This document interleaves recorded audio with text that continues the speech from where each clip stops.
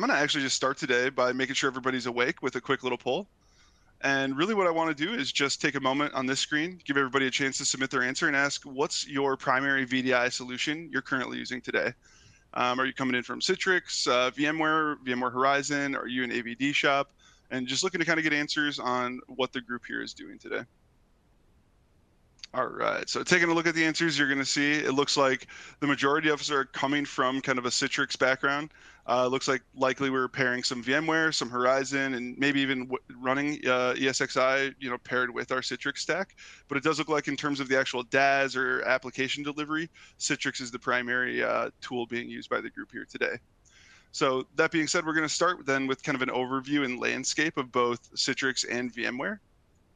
Starting with an overview of Citrix. So when we look at the industry position of Citrix, historically, Citrix has been heralded as a leader in the virtualization space.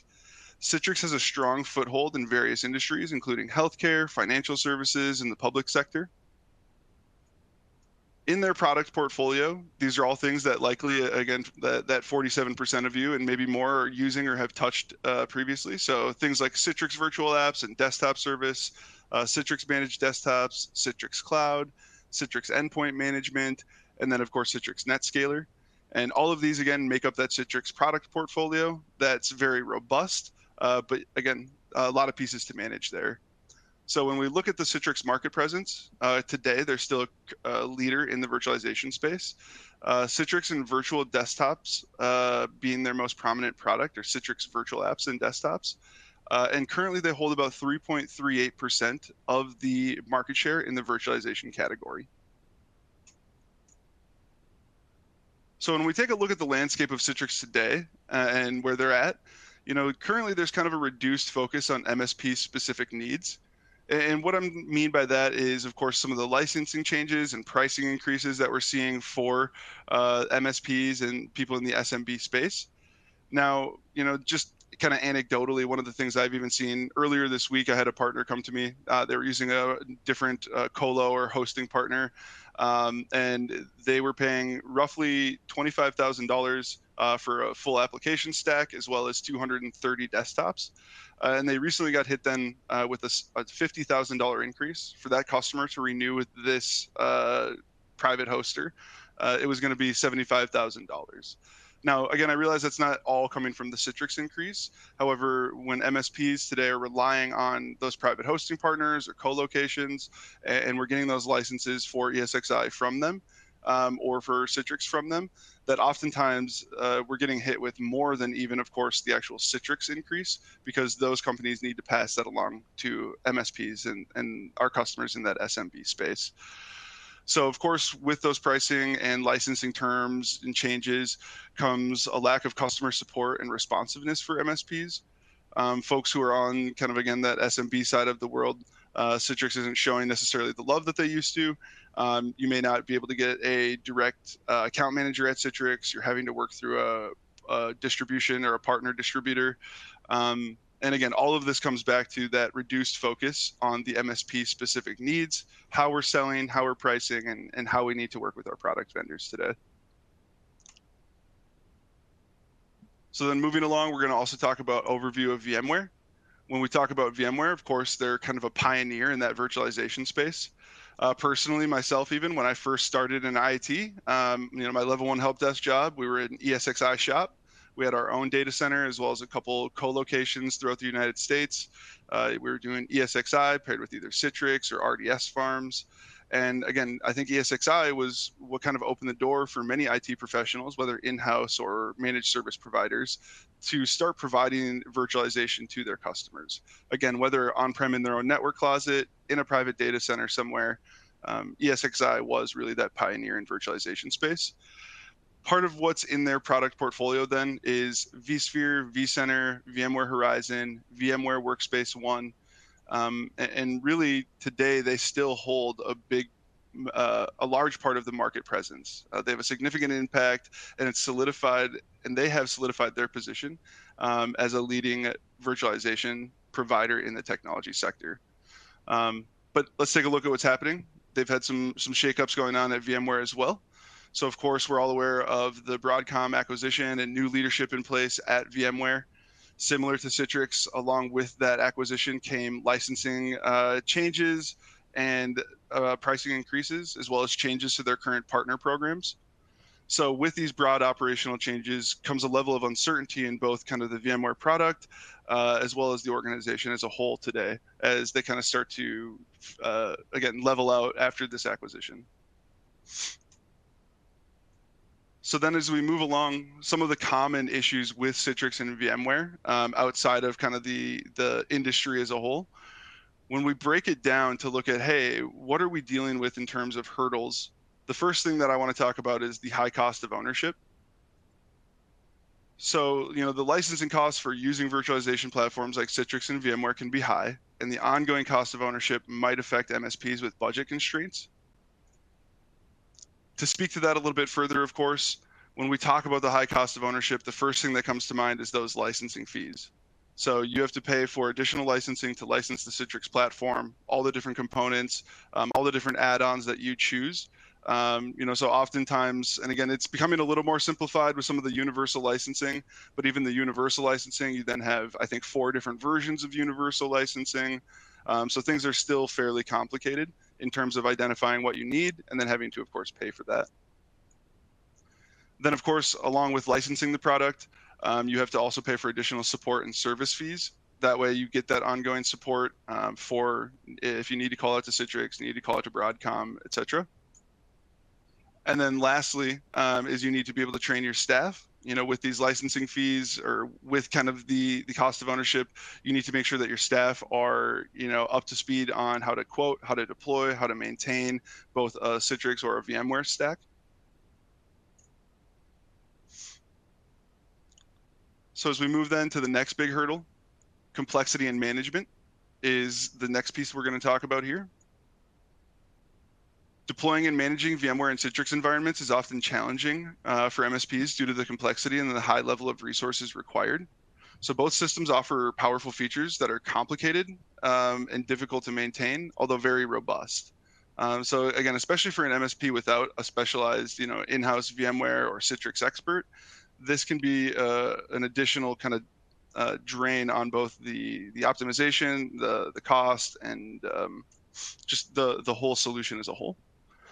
So breaking down complexity and management, again, really what I'm getting at is, of course, both Citrix and VMware require additional infrastructure requirements. So that's hardware, licensing, all of those components that, again, you need to be able to set up a ESXi box or to set up, director, storefronts, all those pieces. Now, again, with having to set those up comes the extensive configuration and customization. Now, again, kind of brings us all the way back to our third bullet point here of specialized expertise. So it all kind of bleeds together in the fact that, hey, because I need now NetScalers, those are Linux boxes. Now I need somebody who knows Linux and has that in-house expertise. I need to have somebody who knows Director and Storefront. I need to be able to keep those maintained and configured outside of just quoting and deploying. And that's where, again, now you're paying for staff to go to training, keep them up to speed, get them certified, and all of this lends to that complexity in management.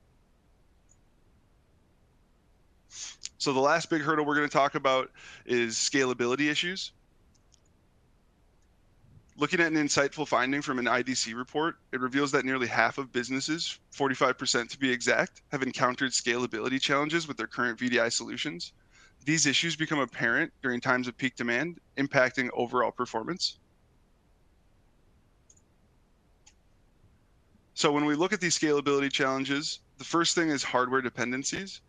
If you're in a private data center, a network closet, a colo, pick your poison, you're at the liberty or kind of at the mercy of any hardware provider, in the sense of if you're going through CDW, SoftChoice, Dell, HP Direct, if you need a new component, a new piece of RAM, whatever it is, you need to be sure that you're available or waiting on that supply chain rather. And sometimes that can hold up a process. Not to mention then when we get to performance bottlenecks, it's kind of that same concept. If you need more resources, more RAM, that data center might be a capacity, that ESXi host might be a capacity. We don't have the ability with on-prem hardware to be able to as quickly scale up or down as needed based off compliance or performance needs. And with compliance, as an environment grows, keeping up with rules and standards gets harder, and you need stronger management plans, which possibly causes more work. So these challenges highlight the need for careful planning and investing in an infrastructure that can grow efficiently and affordably. Another quick question for everybody then is just want to check to see, kind of after talking about these hurdles, what would you say is your biggest hurdle with, managing ESXi or Citrix, whether on-prem, in a public cloud? Just kind of wondering what the group would say is their biggest hurdle here of the current technology that they're using.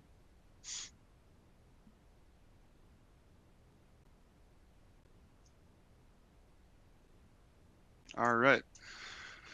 So it looks like, and this is, to be honest, kind of what I expected in many ways, is cost constraints are the #1 concern for folks today. And again, with all of these pricing and changes organizationally for both VMware and Citrix, again, that was kind of something I expected, was both cost constraints and complexity to likely be high on this list. And I think the two kind of play hand in hand with each other, as I previously mentioned.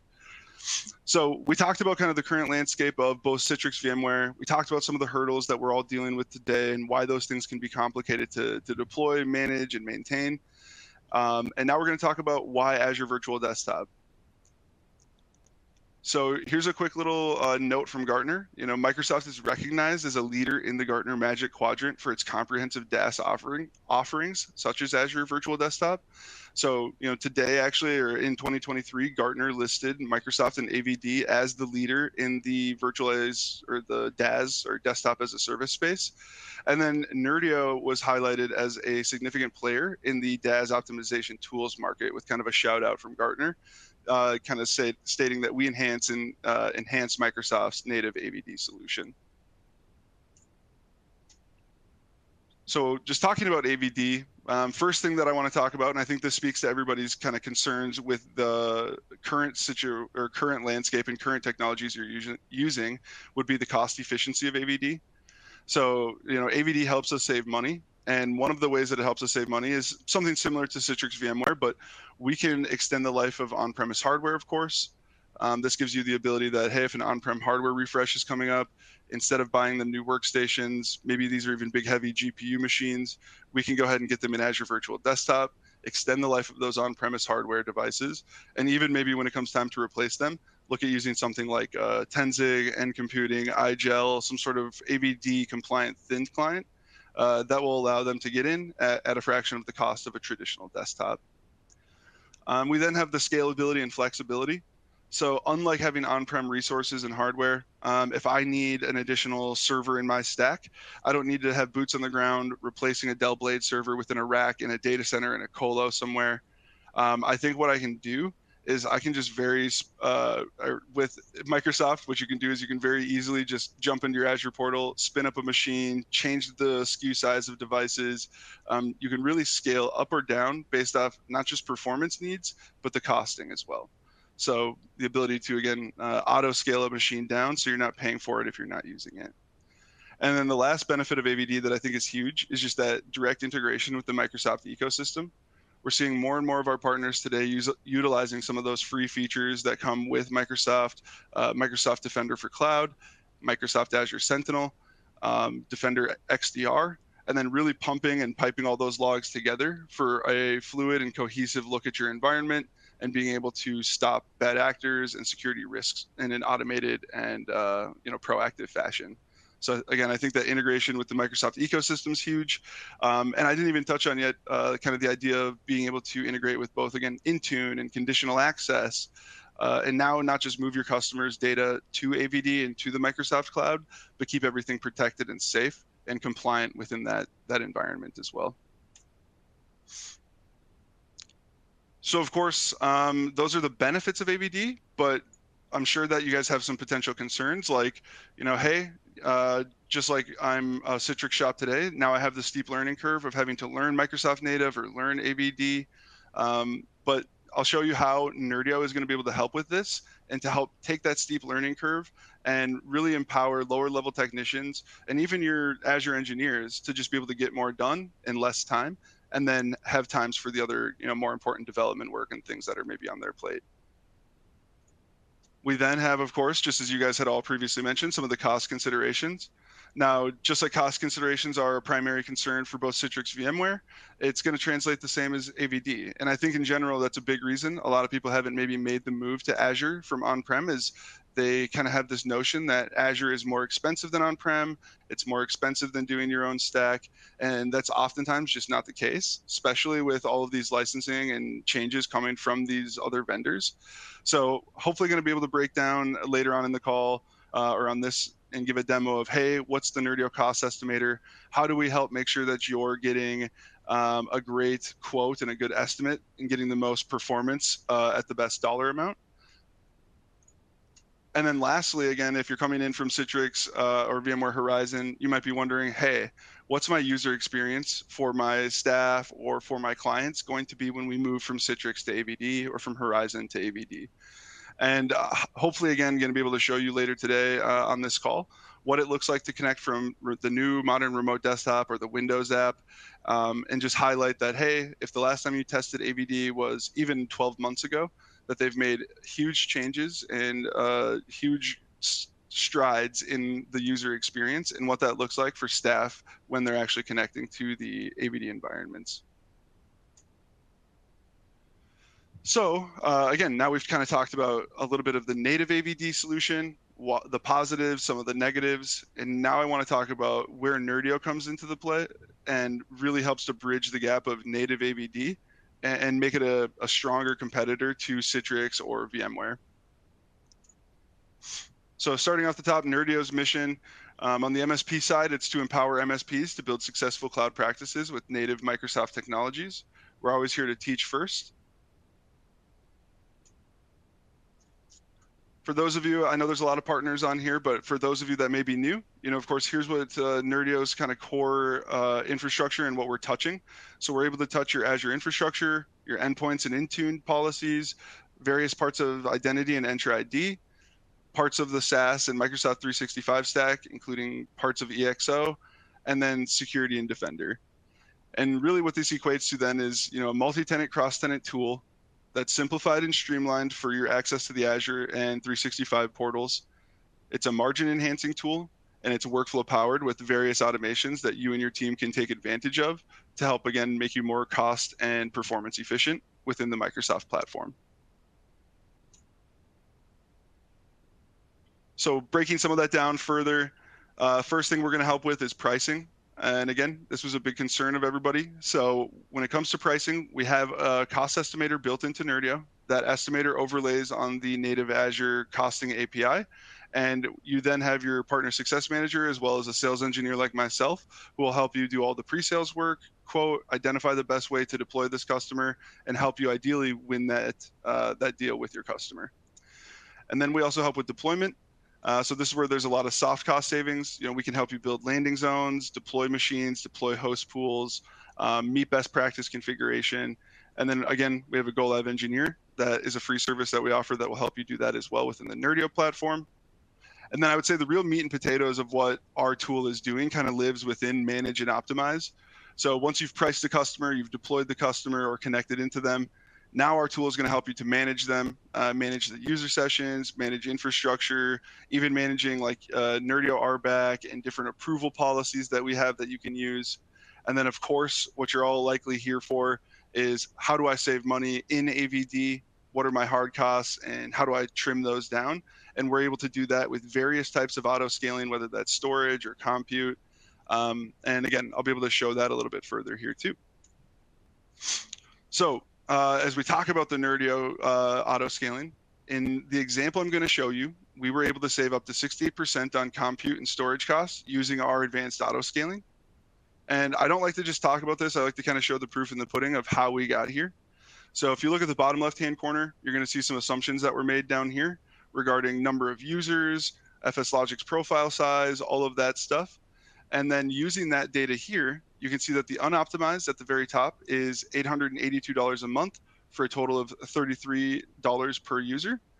When we apply our various auto scaling techniques, we're able to get all the way down to $262 a month and $10.60 per user for, again, a total of 68% cost savings.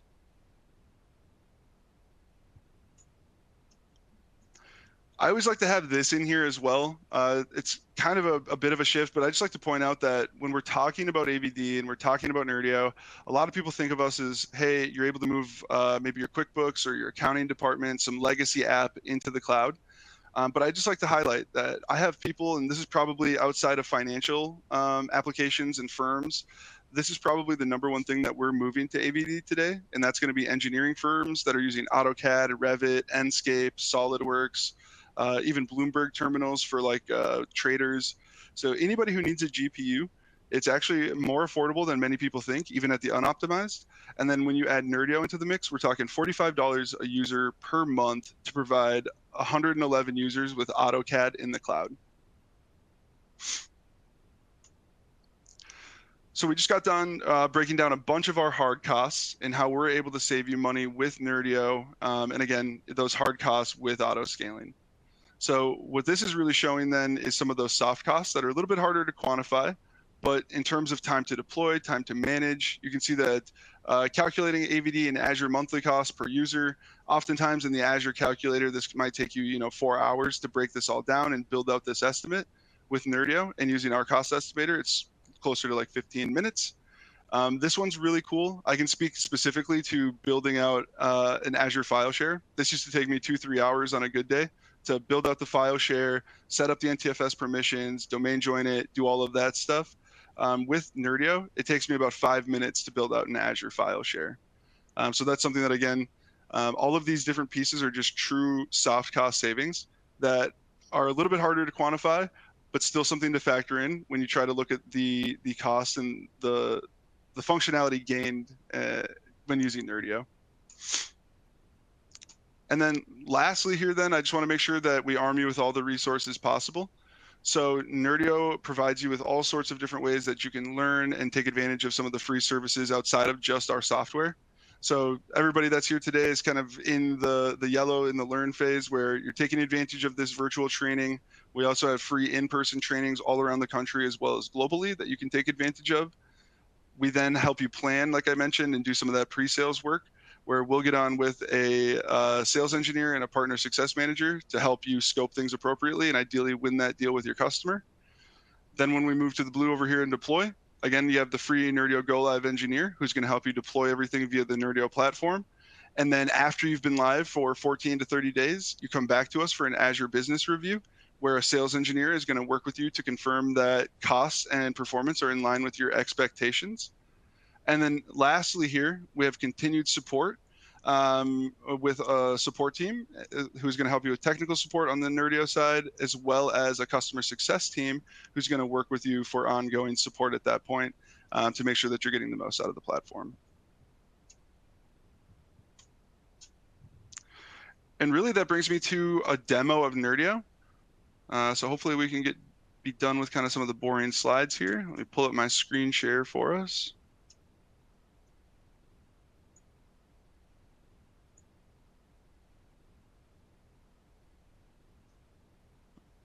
All right, make sure that's popping up appropriately. Cool. All right, so for a lot of you, this is going to be a bit of a refresher in the sense that you've all likely, or not all of you, but many of you have seen Nerdio Manager for MSP. So this is the top layer of Nerdio Manager for MSP.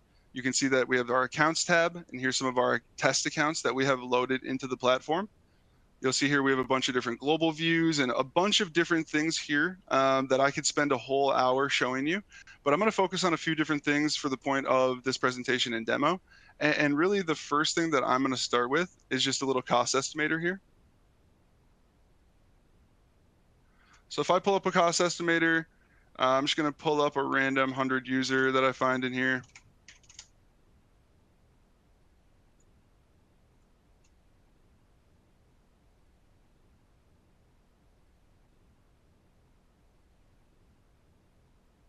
Now, the reason it's taking a minute to load is what it's doing is it's pulling directly from the Microsoft API for that particular region. So it's going to make sure that this quote could have been built maybe a year ago in Southeast Asia is the region that it's in. But we're going to make sure that we pull the most accurate information from the current API.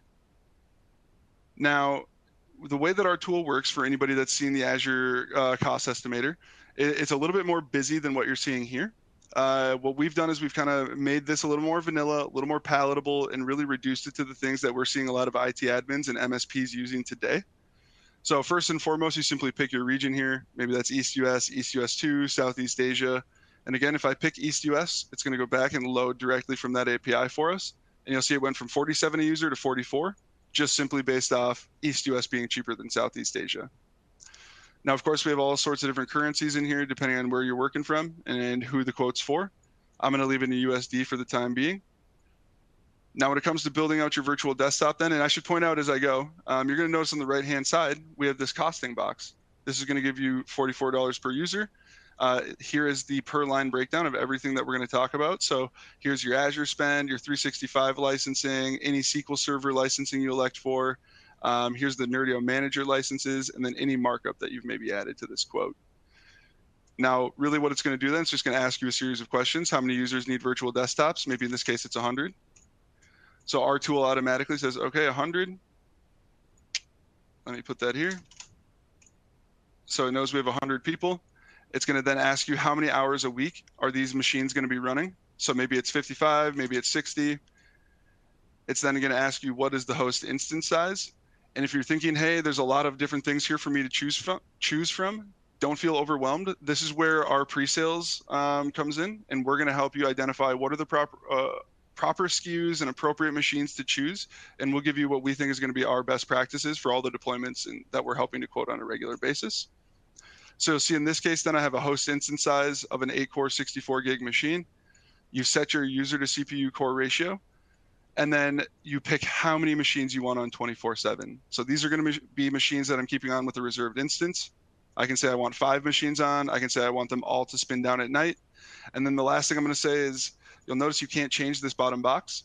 This bottom box is independent or dependent on all of these various variables that you're putting in here. So if I move this to 150, you're going to see that Nerdio now knows that at this ratio on this machine size, with this number of users, we need 13 machines. So that's kind of step one, is if you're doing an Azure Virtual Desktop pool, you're building this out to the best of your ability. Maybe you need multiple pools. Maybe this one needs some GPU machines in here. Whatever that looks like. And again, we're here to help you identify what you need to do here to meet your needs. So now moving down then, after you've built out your pool, it's going to ask you, hey, what do you need for any servers? So maybe you need a domain controller. Maybe you need an application server with a couple terabytes of data. So we're going to make it like a D4AS. Here's a 4-core 16 gig machine. And if you need to add any data disks, that's just right here on the side. So add a 4 terabyte data disk. Maybe they need another 4-core 32 gig box with a terabyte, etc. And you're just building out their pool or their backend stack as needed. And then again, everything that I'm adding, changing, removing is going to give you this per user price on the left-hand side that follows us. Now, we're even going to help you. Now, keep in mind, we don't resell any Azure services or 365 licensing. This is just to help you get a cost estimate in that per user price. Now, if I click this and switch to purchasing, you're going to see that we added a line for Microsoft 365. So this just means whichever distributor you're buying from or Microsoft Direct, you know that for this 170 users, you need to spend $37.40 in Microsoft licensing, and that gives you that $68 per user. A lot of people will choose to keep this off and have that conversation separate, or maybe they already have those licenses. We can help you quote SQL Server if they need SQL Server. Maybe they need 4 cores for one of those boxes. You'll notice that's going to add a SQL line here for $292 for the pay-as-you-go 4-core standard. Moving along, we help you quote what's called Azure Hybrid Benefit. Azure Hybrid Benefit is going to knock a good chunk off of this per user price because that's paying for a license up front instead of leasing it. We have reservations in here. We help you quote out your backup policy. The more you back up, the more you spend. If you need VPNs, we're helping you to identify which one. And then down here at the very bottom, some of the last things we're doing is helping you quote out any entry domain services, additional storage, FS Logic's profile size of end users. And then looking under every rock, we're even helping you quote bandwidth, storage operations, and log analytics workspaces. So then at the very end, what you are left with is, again, this per user price, giving you the Azure spend, giving you any upfront licensing that you need to purchase, whether that's SQL or Windows Server OS, the Nerdio pricing here as well, and then again, a per user price of 55 that now you can mark up here and go take to your customer to sell to them. When I hit view cost, I'm going to show you, this just gives us another breakdown. And sorry, I'm going to pull out my markup here at the bottom. Now, when I hit view cost, you're going to see here's our cost again. Here's the SQL licensing. Here's the total with Nerdio licensing. I really like this screen because this is just breaking down, okay, here's all the licenses I'm purchasing. Here's everything I elected for, SQL Server. Here's all the machines.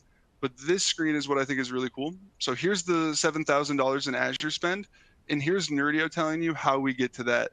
So it's 171 in compute, 743 in storage, 2,000 in backups. You'll see pooled desktops are costing 2,400. I always like to point this out to people too.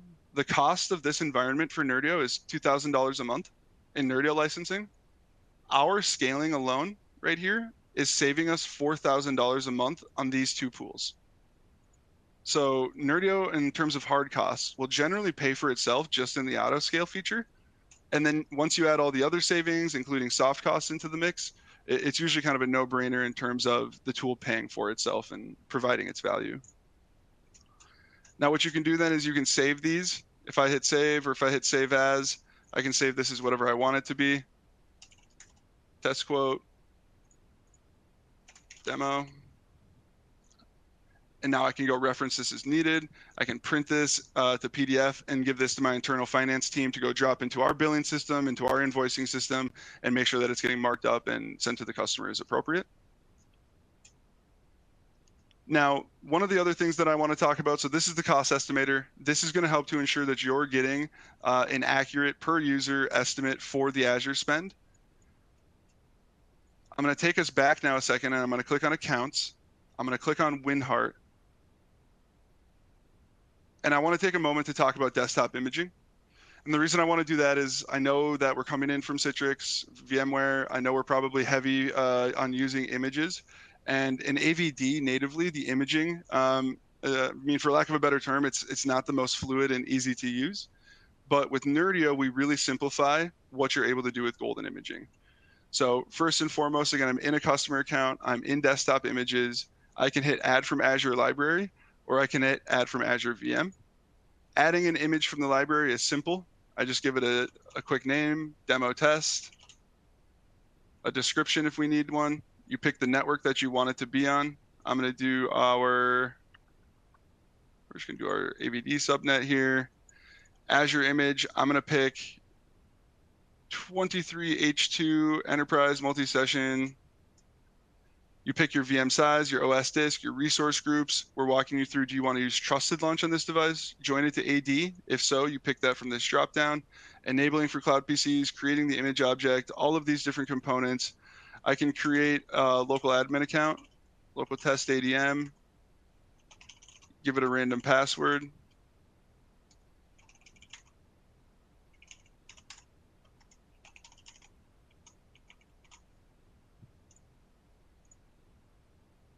Oh, it doesn't like my password.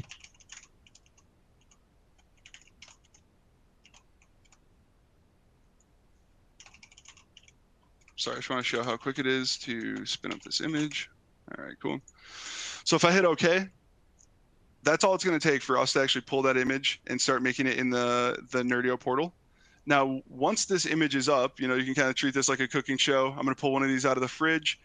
Now I can take a look and I can hit this drop down and I can say, I want to look at the change log, deploy apps, run scripts, script history, clone, delete, resize, all of the normal things that you would take from the Azure portal. Now, where there's a lot of power here is if I hit set as image, you're going to see that we can put this in the Azure Compute Gallery for you right away. You have your various Azure regions, the gallery that you want it in. You can run scripted actions. So one of the things that I always do here is you'll see I have an update script. If I go down to the bottom, I have 10 scripts actually paired together. So I have update Windows 10, install and update 365 apps, install and update Teams, and install and update OneDrive. So if I select this, what this is going to do, I'm going to turn on schedule at the bottom, and I'm going to go to weekly. So every week, Thursday at 12 a.m., Nerdio is going to turn on your image. We're actually going to then run these Microsoft updates, so all 4 of those scripted actions against this machine, and we are going to make sure that this machine is always updated on that cadence for you. Now, what this means then is we also have application management. Our tool can tie into Microsoft Winget for anybody who's familiar with the native Winget tool in the app repo. What we have the ability to do then is I can tie into that repo and I can say, hey, maybe I'm running Bluebeam Revu on this box.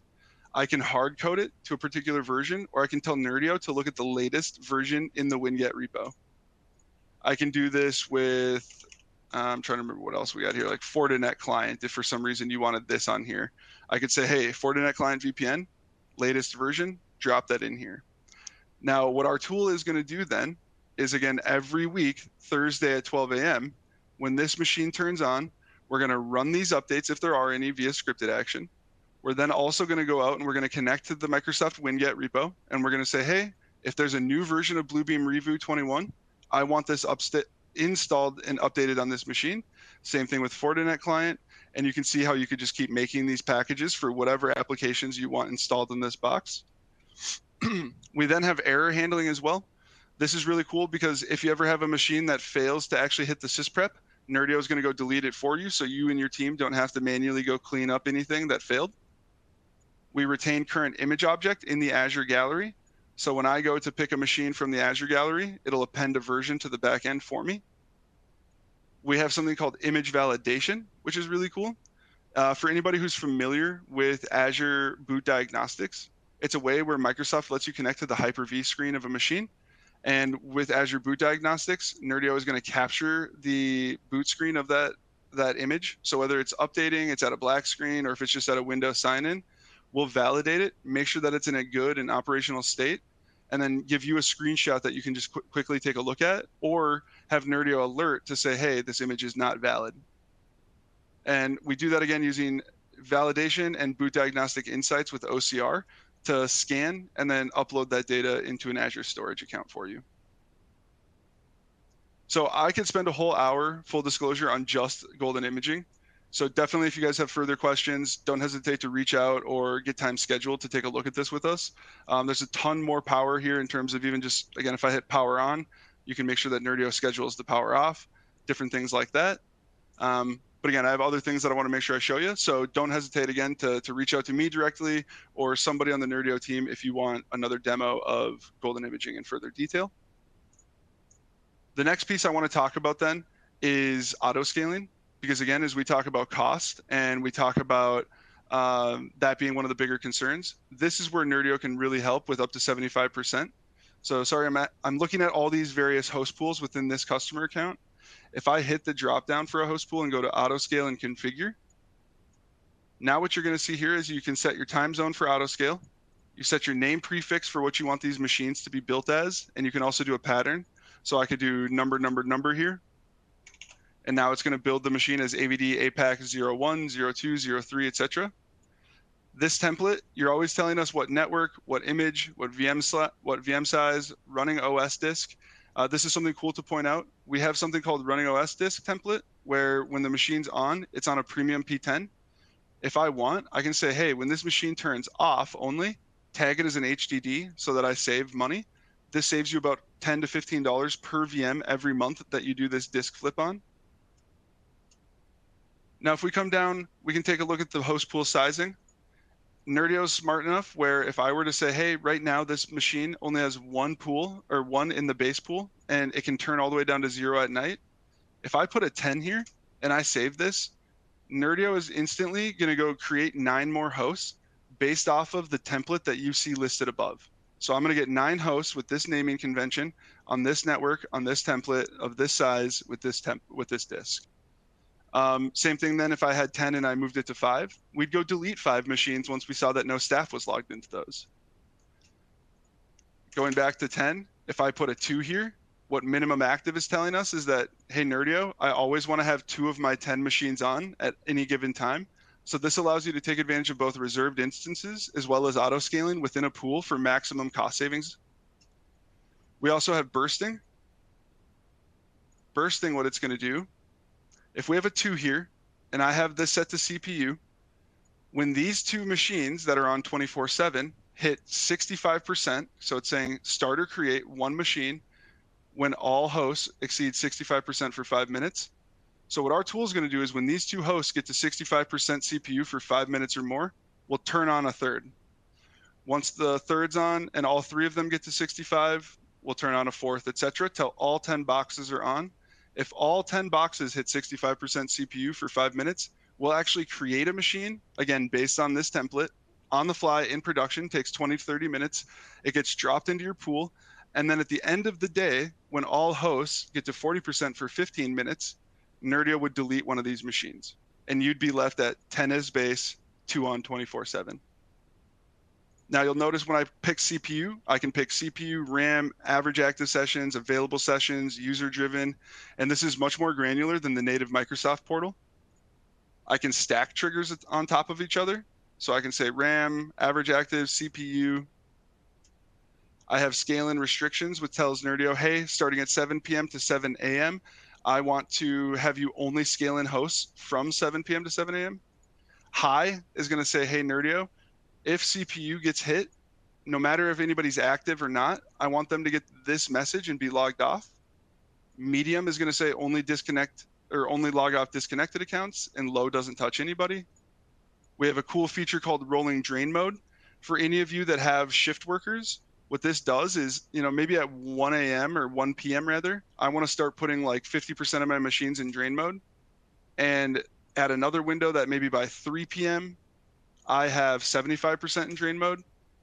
And maybe by 5 p.m., I have 90% of my machines in drain mode. And what this is going to do is it's going to slowly start to filter staff into a number of boxes so that you can scale down the others much more quickly in the evening.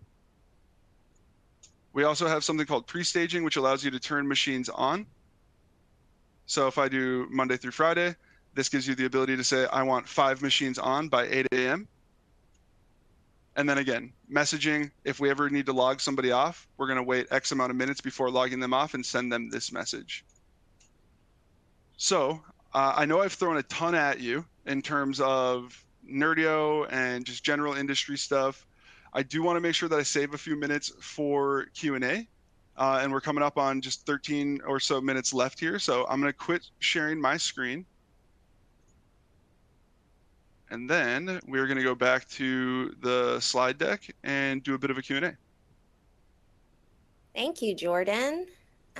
Yeah, so we are doing the Q&A session now. If you have any questions, please make sure you put them in the chat.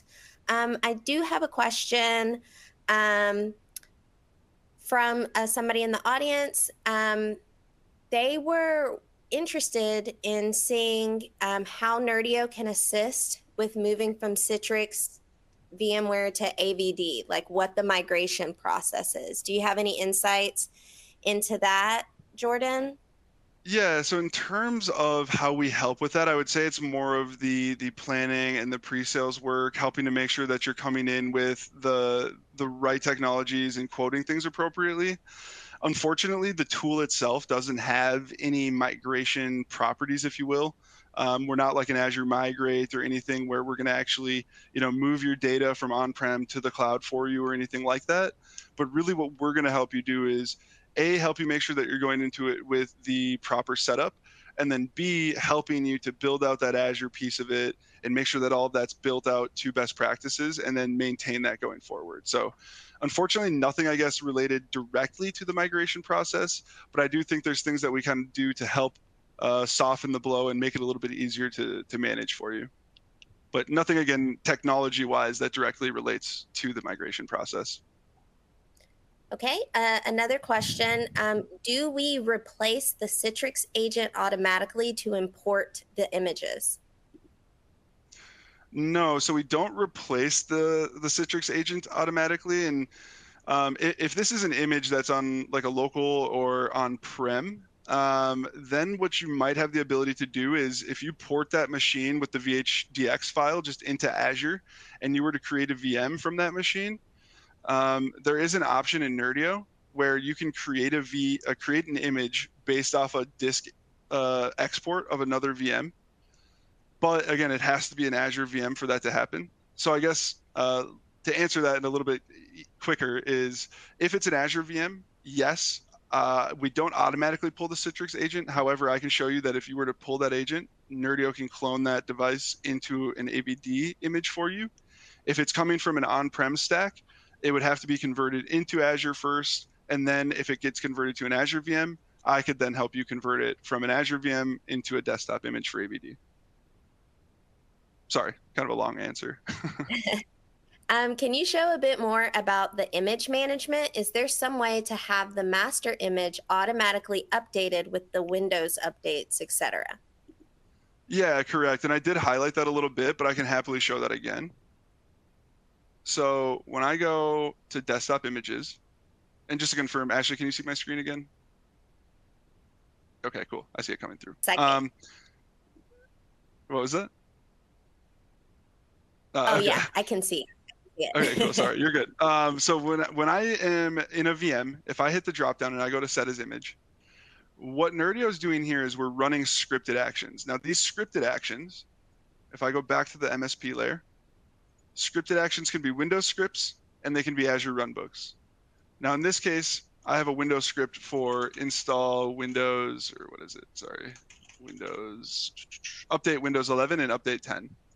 Now, if I hit the script and I show you what it's doing, I mean, really all it's doing is it's grabbing all of the latest. It just goes and gets everything that it can for this version and updates it for you.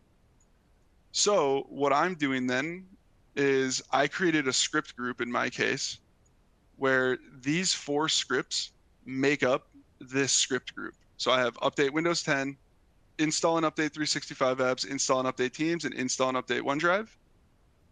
If I click into a customer account, Winhart here, I click on desktop images.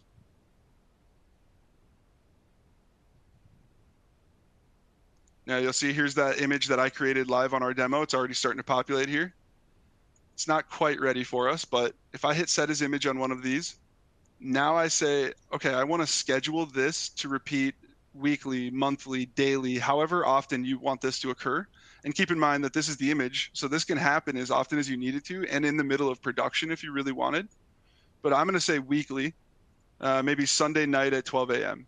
So every night weekly, or every week, Sunday night at 12 a.m., if I turn this on and I select update, I could do individual scripts or I can do the group. But again, this is where now every week Nerdio is going to turn your image on for you and update all of these components. So really the only thing that IT admins have left to do here are manually turn this box on for any line of business app updates that can't be scripted, i.e. QuickBooks, Sage, those types of items.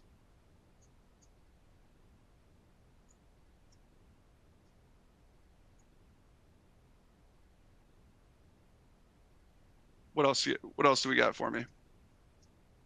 Yeah, are there any plans to support Linux images related to Microsoft strategy?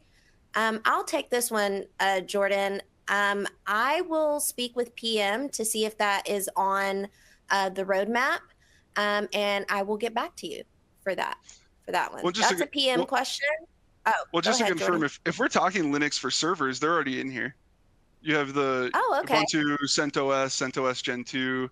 We have all of the Linux Azure images, specifically in the server gallery. Now, I don't think there are any like AVD Linux images or anything like that, but yeah, we do have, as of today, all of the Linux distros that Microsoft has in their gallery inside of here. Awesome. Thank you, Jordan. In Nerdio, is there an easy option to manage the golden image with standard Windows updates, Chrome updates, Firefox updates, and Office updates? Correct. And again, I think that goes back to, yet again, kind of what I showed here, where if I do my set as image, the way I recommend doing it is through what's called Microsoft Winget. So if I hit app management here on my image, this is in the same spot where I have my scripted actions. So again, I'm going to do update here. I have all these scripted actions that are running. And then I'm also going to say, I think they mentioned Google Chrome. I can do the latest version of Chrome. I think you mentioned Firefox. I can do the latest version of Firefox. And again, really pick your poison here. Are they using Foxit PDF editor, VLC media player, whatever it really is? And again, our tool at this point is going to say, like I mentioned, hey, weekly at Sunday midnight, I want you to go ahead and run all these scripted actions. And if there's a new version of this package in the repo, go grab it and install it on my image. And then I guess to take that a step further, if I go to AVD and host pools, this is where then if I go to hosts, resize, reimage, this is kind of part 2 of all of this. You would pick your image that you want here, right? So you can say, here's our Azure Compute Gallery images, here's our customs. If I pick this custom image and I schedule this, this is where I'm working with my customer to say, hey, customer, or if I'm an internal IT admin, I'm working to say, hey, internal teams, Mondays at maybe 2 a.m., every week, our machines go down for re-imaging. So phase 1 is scheduling your desktop images to be updated on a cadence. Step 2 is updating that image to get pushed out to your host machines on that same, whatever cadence you identify. So maybe the machines are getting updated Sunday nights, and then Monday at 2 a.m. the following day after they've been validated, they actually get pushed out to the customer's machines in their pool.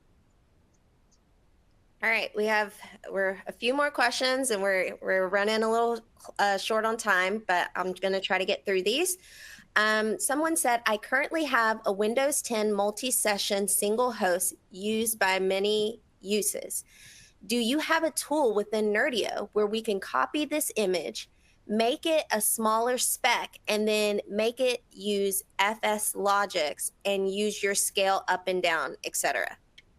Yes. So if you have a machine today, and there's some caveats to this, and I say that like, hey, if this is a Gen 1 machine, there's no way that you can make a Gen 1 a Gen 2, things like that. But if I hit add from Azure VM, and just to clarify, I'm on desktop images inside of a customer account, I hit this little drop down on the right and I hit add from Azure VM. So to whoever asked that question, you'll see the SaaS URL right here. What you're able to do is inside of the Azure portal, you go to the disk of the VM that you want to clone, the OS disk. On the navigation pane in Azure, there's something called disk export. You will generate a URL and you simply put that URL right here. And as long as that machine doesn't have anything that's going to break sysprep, so that's what I mean that there's some caveats in the sense that you need to remove your antivirus, you need to remove your RMM tool, you need to remove anything that's going to break a traditional sysprep or generalization. And if you've removed all of that, you put your URL right here. And then to your point, you pick whatever OS you want. And then you would pick the VM size that you want. And then from there, once you have this new image, you're able to roll out your pool. When I build a pool, you can see here that I have all these different FS Logics profiles. I would set that up by going integrations, and you'll have all these profiles here. So basically, you would create whatever profile settings you want, point it to the FS Logics path, pick the FS Logics version that you want, all of that good stuff. And then when you go to build your new pool, you're going to point it to that FS Logics path that you had identified or created. That's a very high level overview. But yes, you totally can do what you're trying to. And it sounds like that might be the way to go. It sounds like you have a box where you need to break up some of the functionality into further components. Okay. Do you see any cost or CPU utilization benefit difference between full desktop and remote desktop app? And how can Nerdio be helpful in managing remote apps? Yeah. So I will say that generally remote apps tend to use a little bit less compute, right? They're displaying less graphically to the end user, therefore they're less hard on the AVD system itself. So take QuickBooks, for example. I run a 1.5 user to CPU core ratio if I'm deploying QuickBooks as a standard. Now, if you tell me that you're going to do QuickBooks as a remote app, I will often change that to like a 2 user to CPU core. And that speaks exactly to kind of what you're asking. It's that I can squeeze a little more juice out of each core by doing remote app than I can by doing full desktop. Now, if I look at one of these host pools, you'll see that some of them are set up as just full desktop. One of these, oops, sorry, I'm clicking too fast. This one here, if you look at the status column, is set up as multi-user and remote app pooled. So when you have a pool that's a remote app, it's really easy to manage remote apps with Nerdio. If I click on remote apps here, you'll see that you can have what are called app groups. So these are just basically, of course, groups that are tied to Entra ID that say, hey, if you're part of the QB app group, you get this set of apps. If you're part of Sage, you get this set, etc. Right? So as part of the QB app group, if I wanted to add something in here, I simply hit add remote app. What our tool is doing is it's actually looking at the session hosts and it's looking at everything that it can find. So it's saying, I see steps recorder, I see system configuration manager, I see recovery drive, PowerPoint. So if I wanted to publish PowerPoint, for example, or there's already one for PowerPoint, what do we got in here? Edge isn't one. So if I want to publish Edge, I just click on Microsoft Edge. It pre-fills the name, pre-fills the friendly name, pre-fills the file path and the icon path. And now if I want to give it command line settings, I simply hit allow, drop that there. And that is truthfully all it takes to publish a remote app. It's honestly that simple. And then managing those remote apps going forward is a matter of delete. Maybe you want to update something with it. It's actually super, super easy.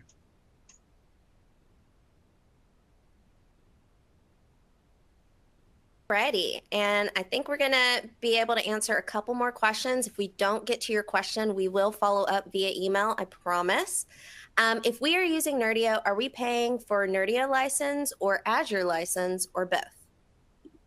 So depends on, I guess, what you're utilizing us for. Now, if you're using AVD, you're going to be paying both a Nerdio license for AVD as well as whatever license qualifies that user for AVD. So, business premium, Windows E3, whatever that is. Now, say you're paying Nerdio to manage just infrastructure, because some people do that. Maybe you have like 100 servers, none of them are AVD. In that case, you're only paying for Nerdio licenses. You're not really paying any sort of per user or Microsoft licensing, I guess. But I guess to answer that question a little bit more clear maybe is anytime you have AVD users or Intune users inside of Nerdio, we charge you per AVD and per Intune user. And then if you need any licenses on the Microsoft side to qualify for whatever products you're using, whether that's AVD, Intune, those will also still qualify. So Nerdio licenses don't get you entitlements to Microsoft services. Alrighty, and we're going to wrap it up with this question. In the cost estimator, you had the hybrid option, but how would you configure that after you have built out a server in Nerdio? You're saying like if I connected my customer account with Entra ID right here, how would I build out a domain? Am I understanding that question correctly? I'm not sure that's what the question says. We'll wait and see if he responds back. I'm not sure whether that refers to Azure hybrid benefits. Okay. Yeah, I see what you're talking about. So on the cost estimator, I was referring to something called Azure hybrid benefits. Good call, Ming. So Azure hybrid benefits, you'll see here description column. Right here, it's listed as off for many of these. Really what Azure hybrid benefits is, this is leasing an operating system from Microsoft for the Windows Server OS versus purchasing it up front. So what our tool does is we will help you to turn it on, but you'll see here that you always are buying the license from your distributor or from Microsoft directly. So I would say that, I guess to answer the question, we help you to enable it in the Microsoft platform. However, you still need to ensure that you're compliant on Azure hybrid benefits through the distributor or through Microsoft. So even if you have a machine though, like today, if I were to turn this on right now, I just hit on, hit confirm, it's an honor system. So now what you would do is you would just go to CDW, Pax8, whoever you're working with distributor wise, or again, even Microsoft Direct, if you're a direct CSP, and you would purchase what's called the CSP 8-core subscription for $640.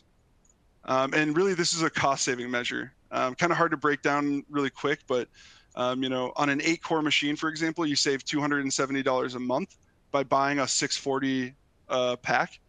So it's really a no-brainer. And again, one of those things that if you're not familiar with Azure hybrid benefits today, definitely get some time scheduled with a Nerdio representative to be able to kind of walk you through how that functions and how you can utilize that to make yourself more efficient.